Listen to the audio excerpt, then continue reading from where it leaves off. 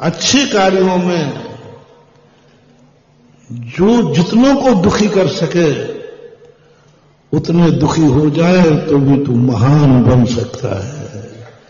अच्छे कार्य करने से सारा जगत दुखी होता है तो तुम्हें परवाह नहीं करना। अच्छे कार्य करने सारा जगत दुखी हो रहा है, माँ बाप दुखी हो रहे, परिवार दुखी हो रहा है, तू दीक्षा लेगा तो मैं मर जाऊंगा, मर गए। सुकौशल महाराज, जिसकी मां ने कहा बेटा देख तू दीक्षा लेगा मैं मर जाऊंगी और मैं मरूंगी संकलेश के साथ, दुर्गति होगी। मेरी दुर्गति हुई, तेरी मां तेरे लिए मैंने क्या क्या नहीं किया है। मैंने सारे पाप कर डाले तेरे लिए। परम मुनि भक्तन थे, मैंने मुनियों का आना बंद कर दिया, शहर में आना बंद कर दिया तेरे खातिर, और तू गया और मेरी दुर्गति होगी। गिड़गड़ाती रही मां। कैसे होते हैं बैरागी, नकली बैराग है। एक बार एक लड़का मेरे पास आया, बोले महाराज जी मेरी शादी हो रही है और मैं करना नहीं चाहता। मुझे सही बता करना चाहता कि नहीं? बोले महाराज जी पक्की राम दुआई नहीं करना, भगवान की कसम नहीं करना चाहता, पर वो लोग मेरे करना है, मैं क्या करूं? मैंने नहीं मान रहा, खूब कह दिया। मैं थोड़ा सा उसकी बातों में आ गया। तो मैंने कही दुनिया में जो कार्य नहीं कर सको तुम, उस कार्य के लिए फिर मुझे करने में, ऐसे कार्य मुझे सौंप दिया करो। जो दुनिया नहीं कर पाए वो मुझे करने का शौक है। सब लोग कहते हैं ये कार्य नहीं हो सकता, हो ही नहीं सकता, बस अब तो सुधा सागर का तुरंत में ऐसा हाथ पकड़ लेता हूं, हे बाहु, इसको दबा देता हूं थोड़ा सा।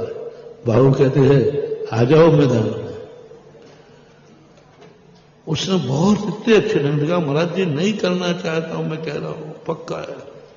तो मैंने कहा महाराज जी आप रोक दो तो बहुत अच्छा हो, आप मम्मी पापा को समझा दो, वो मेरी शादी नहीं कर रहे हैं, मुझे महाराज बनना है। अब मैंने कहा मैं क्या करूं? बेटा एक उपाय है, जैसी बारात आए उसी समय तुम रात में केस लॉन्च करने बैठ जाना, और केस लॉन्च कर लेना, मुंडा से कोई शादी नहीं करेगा, भाग जाएगी बारात अपने आप। बोले महाराज जी इतना भी नहीं, इससे तो महाराज जी सबको दुख होगा, सबकी इज्जत धूल में मिल जाएगी, सारे बाराती क्या कहेंगे, मेरे मम्मी पापा को बहुत दुख होगा।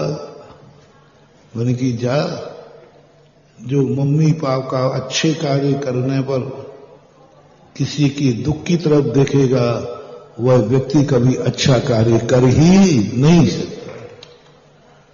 अच्छे कार्य करते समय तुम्हें किसी का दुख नहीं देखना है। दुनिया मरे जिए दुखी हो गए, हमें कोई मतलब नहीं, मैं कोई गलत कार्य करने नहीं जा रहा हूं। रिपीट कर रहा हूं, यदि कोई अच्छा कार्य करने जा रहे हो और तुम्हारे अच्छे कार्य करने से दुख किसी को हो, तो बेटा उसको जरूर करना, जरूर करना। फिर नहीं देखना तुम्हें कि तुम्हें किसको दुख हो रहा है। तीर्थंकर देख लीजिए, किसी का दुख नहीं, तो मां बाप हो रहे। त्रिशला का अकेला बेटा था, जवान अवस्था में दीक्षा ले ली। यदि महावीर स्वामी माता का दुख देखते तो बोलो ना, वो तो करुणावान थे, दयावान थे, मां के आंसुओं को नहीं देखा। उन्होंने कहा रोते तो क्या फर्क पड़ता है। अच्छे कार्यों में तुम्हें ना तो दुख देखना है, ना इज्जत देखना है, ना बेइज्जती देखना है। बारात लौटेगी, इज्जत का क्या होगा? तुम साधु बन रहे के डाकू? साधु, साधु बनने पर पूरे परिवार की इज्जत ढूंढ में मिलती है तो मिल जाए, लेकिन हम साधु पद बनने से नहीं चूकेंगे, क्योंकि हम भी नेमिनाथ भगवान के भक्त हैं। क्या नेमिनाथ ने यह नहीं सोचते कि कहां पहुंच गई थी बारात? जूनागढ़। इज्जत वाले परिवार की, बेइज्जती वाले, दोनों परिवार इज्जत वाले थे। सारे 3 खंड के राजा महाराजा आए थे। उधर राजा जूनागढ़ के राजा उनके भी सारे रिश्तेदार आए थे। उस समय नेमिनाथ सोचते, यदि मैं बारात में से लौट गया तो मेरे माँ बाप की इज्जत का क्या होगा, मेरे कुल का क्या होगा, और इधर राजुल का क्या होगा, इधर ससुराल का क्या। बोलो, दुख सबको हुआ होगा कि नहीं? सबको दुख हुआ। नेमिनाथ जैसे 56 करोड़ बाराती थे, तुम्हारे यहां तो कितने थे? 56 करोड़ बारातियों की बारात में से यदि नेमिनाथ 1 मिनट सोच लेते, सबकी इज्जत का क्या होगा, मां बाप को कितना दुख होगा। समुद्र विजय थे वहां थे समुद्र विजय, मां थी, सब कुछ तो था। कल्पना करो, बीच बारात में से तुम्हारा बेटा यदि मोक्ष मार्ग पर चला जाए, बीच बारात में से 36 फेरी और लग गई हो, बोलो कितना दुख होगा। फिर भी सच्चा बैरागी कहता है, दुख होवे तो होवे, तुम्हारे 4 आंसुओं के कारण मैं अपनी जिंदगी नहीं बिगाड़ सकता, और वो 6वीं फेरी में उठ करके जाकर के दीक्षा ले लेगा। यही धर्म है, यही नीति है, यही वैराग है। इसमें पाप नहीं, पुण्य का कारण है। यही सम्यक दर्शन है। इस पर लिखी जाएगी कथा कि जिसे बारात की इज्जत भी नहीं रोक पाए, दुनिया के आंसू नहीं रोक पाए, सब रोते रहे, सबकी इज्जत धूल में मिलती गई, सब राजुल का जीवन सब कुछ खराब होता रहा। वो क्या करेगी? कुछ नहीं सोचा, चले गए। बैराग ये होता है। मुझे धोखा दे रहा महाराज, हम शादी नहीं करना चाहते, मन में भावे, मूड डुबावे। मम्मी का बहाना ले रहा है, कोई पापा का बहाना ले रहा है, कोई पत्नी का बहाना ले रहा है, कोई बाल बच्चों का बहाना ले रहा है। बहाने के अलावा तुम्हारे पास कुछ नहीं है। बैरागी के पास कुछ भी नहीं होता। अकेली मां थी, एक मां, ओनली 1 पीस। पिता था नहीं। पूरी राजगद्दी सी बेटे के आश्रित थी। उस बेटे के लिए वो राजगद्दी सुरक्षित किए थी, पूरी राजगद्दी।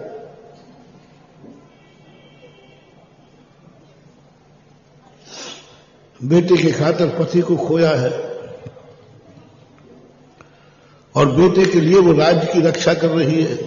ये राज बेटा चलाएगा, और एक 1 पीस है, यही बुढ़ापे का सहारा है, यही मेरा राज्य की राजगद्दी का मालिक है, सब कुछ वही है। और उसने कदम उठा लिया मोक्ष मार्ग का। सब सुनाती है, बेटा मैंने तुझे जन्म दिया है, तेरे खातिर मैंने पति को खोया है, मेरे बुढ़ापे का क्या होगा, इस राज्य का क्या होगा, कौन है मेरा? बैरागी कहता है, जब दुनिया में कोई तुम्हारा नहीं है तो मैं भी तुम्हारा कौन हूं? क्या तुम यमराज के सामने भी गिड़गिड़ा सकती हो? क्या तुम्हारा रोना यमराज सुन सकता है? क्या ये समस्याएं यमराज के सामने आ सकती हैं? बस बैरागी एक ही शब्द कहता है, जिस प्रकार तुम मुझे मना रही हो, मेरे बैराग को मना रही हो, क्या ऐसा यमराज को मना सकती हो? यमराज को कौन मना सकता है इस भरे हुए पंडाल में से बताओ? जो यमराज को मना सके, यमराज तुम्हारे आंसुओं पर पिघल जाए, कोई बात नहीं, इतने दुखी तुम हो तो मैं तुम्हारे बेटे को नहीं ले जाता हूं। आज तक यमराज को कोई मना सका? तो शुकोसर महाराज कहते, मां, जब तुम यमराज को नहीं मना सकती हो तो मेरा बैराग तो यमराज से भी बड़ा है, मेरा बैराग भी मानने वाला नहीं है। मेरा बुढ़ापा बिगड़ जाएगा, बिगड़ जाए, मैं मर करके त्रियंच नहीं बनूंगी, बन गई, क्या फर्क पड़ेगा? वहां का सब कुछ बिगड़ गया, मर के त्रियंच नहीं हो गई, शेर नहीं हो गई, बेटे के खातिर। शुकोसल को कुछ नहीं हुआ, उसका कोई पाप नहीं लगा। शुकोसल को कितना पाप लगा होगा कि उसकी मां को कितना दुख दिया कि मर करके त्रियंच नहीं हुई, कोई पाप नहीं लगा। किंचित मात्र भी पाप की चर्चा शास्त्रों में नहीं है। इसलिए अच्छे कार्य करने वालों के लिए मेरा मोटिवेशन है, तुम यदि अच्छा कार्य करने जा रहे हो तो किसी के दुख की तरफ मत देखना। तुम्हारे मंदिर जाने से दुख होता है तो मंदिर मत छोड़ना, क्योंकि मैं कोई गलत कार्य नहीं करता। हो सकता है किसी को दुख हो तुम्हारे मंदिर जाने का, नहीं छोड़ना। मैं कोई गलत कार्य नहीं कर रहा। तुम्हारे दान देने से कोई दुखी होता है तो मत छोड़ना। मैं कोई जुआ नहीं खेल रहा हूं, मैं कोई शराब नहीं पी रहा हूं, मैं शांतोदय तीर्थ क्षेत्र में एक मंदिर बना रहा हूं। मंदिर बनाने से कोई दुखी हो सकते हैं? हो सकते हैं। दान देने से भी लोग घर में दुखी देखे जाते हैं। ऐसा कई बार हमें प्रसंग आता है ना, महाराज जी हमने दान बोल दिया लेकिन घर में सब नाराज हो गए, सब दुखी है, भाई भी नाराज हो रहा, पापा भी कह रहा है, सब दुखी हैं। हाँ, कई बार मंदिर तुम बना रहे हो, तुम्हारे दोस्त दुखी हैं, तुम्हारे साथी दुखी हैं, तुम्हारी समाज दुखी है, तुम्हारा, लेकिन मत देखना महानुभाव, आज का मोटिवेशन है, कोई पाप नहीं कर रहे हो, मंदिर बना रहे हो, सारा जगत दुखी भी हो गए तो होने दो, तुम्हें किंचित मात्र भी दोष नहीं लगे, मंदिर तो बनेगा।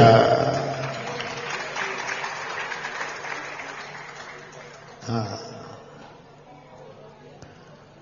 तुम मंदिर नहीं बनाओगे, क्यों? पाप है? नहीं, पाप तो नहीं। ऐसा व्यक्ति जब मंदिर बनाए जिसका चारों तरफ से विरोध है, हर व्यक्ति दुखी हो रहा, हर व्यक्ति मना कर रहा है, और वो कहता है मंदिर तो बनेगा, जाओ, ऐसे हाथों से जो मंदिर बनेगा उस मंदिर में देवता भी दर्शन करने आएंगे। भारत का ऐसा पहला मंदिर बन रहा है सतोदय में, जहां कई लोग मना करने वाले होंगे, अंदाज से कह रहा हूं, कई लोगों को यह लगा होगा कि मंदिर नहीं बनाना, तुम्हें नहीं बनाना चाहिए, अपनी कौम में, अपनी जाति में मंदिर नहीं बनाए, नहीं बनाना है। कई लोगों ने विरोध किया, कई लोगों ने मना किया होगा, अंदाज से बोल रहा हूं, क्योंकि संसार का नेचर तो अपन जानते ही हैं। जैसे कोई अजैन व्यक्ति जैन मंदिर बनाए तो बहुत सारे लोग मना कर सकते हैं कि नहीं, और जैनी अजैन मंदिर बनाए तो मना कर सकते हैं। तो ये सामूहिक समाज की चीजें हैं, कर सकता है, लेकिन तुम छाती पे हाथ रख के पूछना कि मंदिर बनाना अच्छी चीज है या बुरी, बस इतना सा पूछ लो। अच्छी चीज। जो मना कर रहा है उनसे भी बोलो, कि आत्मा से बोलो, मैं कोई गलत कर रहा हूं? नहीं, गलत तो नहीं कर रहे हो, गलत तो नहीं कर रहा हूं। कई लोगों से मैं कह रहा हूं, लेकिन तुम गलत तो नहीं कर रहे। तीन प्रतिमा हो गई, एक प्रतिमा रह गई, तीन प्रतिमा भी हो गई, एक प्रतिमा चंदा की होती बात नहीं है। क्या बोल रहा था मैं? हाँ, कई लोग कहते हैं तुम जैनियों में भी होता है, उस क्षेत्र पर तुम्हें मंदिर नहीं बनाना क्योंकि वहां अभी कमेटी अपनी नहीं है। हाँ, इसमें हाँ अब महाराज बिल्कुल सही आ जाते हैं। अब सबको समझ ऐसा होता है कि नहीं? अपन को नहीं बनाना देवोदय में, इस समय वहां अपनी पार्टी, अभी नहीं बनाना शांतोदय में, वहां अपना ग्रुप नहीं है। और ध्यान रखना, तुम बनाओगे तो मैं तुम्हें अपने ग्रुप से अलग कर दूंगा। यदि तुम वहां गए उस कार्यक्रम में, पंच कल्याणक में, और इंद्र बने तो मैं अपने ग्रुप से अलग कर दूंगा। ये धमकियां आ सकती हैं कि नहीं? बोलते जाओ भैया, हूं का भरते जाओ। आ सकती है, आ सकती है। तुम महाराज के प्रवचन सुनने नहीं जाओगे, महाराज के पास नहीं जाओगे, महाराज की आगवानी में नहीं जाओगे, नहीं तो मैं तुम्हें अपने ग्रुप से अलग कर दूंगा। ये आवाज आ सकती है, आती है। रिश्तेदारों में कह दोगे, उनके द्वारा विधान हो रहा है, तुम उसमें नहीं बैठोगे, अपनी 7 पीढ़ी से बुराई है उन घर से, मत मानना रे, मत मानना। बस इतना पूछ लेना, कार्य बुरा है क्या? नहीं है तो सारा जगत विरोध में हो जाए तो भी तुम जाना है, तो बस यहीं से अतिशय चालू हो जाएगी। विरोध के बाद भी तुम धर्म करो, वो धर्म बहुत महान माना जाता है। चारों तरफ से विरोध है, चारों तरफ से मनाही है, बस इतना बोल दो बुरा है तो नहीं करो। कार्य तो बुरा नहीं है ना, क्षेत्र तो बुरा नहीं है ना, मंदिर तो बुरा नहीं है ना, कमेटी बुरा है ना, तो हम कमेटी के बाप का मंदिर नहीं बना रहे, हम जिनेन्द्र देव का मंदिर बना रहे हैं। कमेटी बुरी है तो कमेटी के पंचकर्णक में नहीं जा रहे हम, बोलो ना, भगवान के पंचकर्णक में जा रहे हैं, भगवान के पंच। लेकिन मैं आपसे कह रहा हूं, यदि दान के पुण्य के कार्य में यदि कोई बुराई करे, बुरा माने तो मानने देना, तुम्हें कोई पाप नहीं लगेगा। कोई पुण्य, कितने ही दुख हो जाए, कितने ही दुख हो जाए, मरे तो मर जाए, त्रिंच बने तो बन जाए, हम कोई पाप नहीं कर रहे हैं। दूसरों को दुख हो जाएगा तो तुम्हें नहीं करना, शुभ बात नहीं। काम अच्छा है तो करना। ऐसा मंदिर जहां बनेगा, ऐसा दान, ऐसा पाठ बनेगा। अच्छे कार्य के लिए यदि तुम्हारे दुखी होने से, बोलो हमने देवोदय से विहार किया, अब कितने कमेटी को दुख हुआ बताओ। मैं बहुत दयालु हूं, उनका दुख देख करके, अच्छा आपको इतना दुख हो रहा है तो अब नहीं जाते, ठीक है। बताओ, उनका दुख देख करके हम वहां बैठ जाते तो शांतोदय का क्या होता? शांतोदय का क्या होगा, इतना बता दो आप। क्या उनके दुखी होने का दुख हमें लगेगा? जिस गांव से बिहार एक व्यक्ति ने कहा था, बोले महाराज जी आप लोगों को भी बहुत पाप लगेगा, आप जब विहार करते हो कितनी आत्मा को दुख होता है, आपको कोई दया ही नहीं आती। कहते हो संत हृदय नवनीत समाना, नवनीत के समान कोमल होता है, और आप आशीष तक नहीं, देखो कितने रो रहे हैं। मैंने कहा तुम जितने रो रहे हो ना, मेरे विहार करने से उस रास्ते के कितने लोग हंस रहे हैं, ये तो देखो। जब विहार होता है किसी नगर से किसी तरफ, तो रोने वाला एक नगर है और हंसने वाले सैकड़ों हैं, सैकड़ों है कि महाराज का विहार हो गया, अब हमें मिलेगा, हमें मिलेगा। तो तुम्हारा रोना आटे में नमक के बराबर है, हमारा विहार करना आटे के बराबर है, ये ध्यान रखना। और जो जिसने जन्म दिया, जिसने पाल पोस के बड़ा किया, उसके ही आंसू नहीं रोक पाए तो ये घड़ियाल आंसू क्या रोक पाएंगे? ये क्षण भर के आंसू क्या रोक पाएंगे? उनके आंसू ही नहीं रोक पाए इस मार्ग पे चलने वाले को। यदि उन आंसुओं से रुक जाते तो आज तुम्हारे सामने बैठे नहीं होते। क्योंकि कार्य अच्छा है, आंसुओं को मत देखना, दुख को मत देखना। तुम एक कार्य करोगे, मुझे बहुत दुख होगा, कोई परवाह नहीं करना, मैं कोई बुरा कार्य नहीं कर रहा हूं। तो ये मोटिवेशन आप ले लेना कि कभी अच्छे कार्य करने में कौन दुखी हो रहा है इसकी परवाह नहीं करना।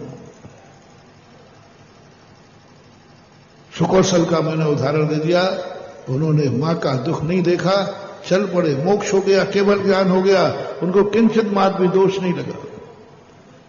हमेशा यही देखे, देखो तुम्हें हमने पाला पोसा है, इतना दुख दो के जाओगे तो तुम्हारा क्या कल्याण होगा? हो ही नहीं सकता तुम्हारा, क्योंकि तुम वहां माला फेरोगे, हम यहां रोएंगे। अरे ये मम्मियां, ये घर वाले बहुत खतरनाक होते हैं। बोले थे तेरा कल्याण होगा, तू वहां माला फेरेगा, मैं यहां रोऊंगी, तू वहां ध्यान करेगा, मैं यहां रोऊंगी, तू वहां हार करेगा, मैं यहां रोऊंगी, मैं 24 घंटे रोती रहूंगी, तू कितनी जाप कर लेना, तेरा कल्याण नहीं होगा।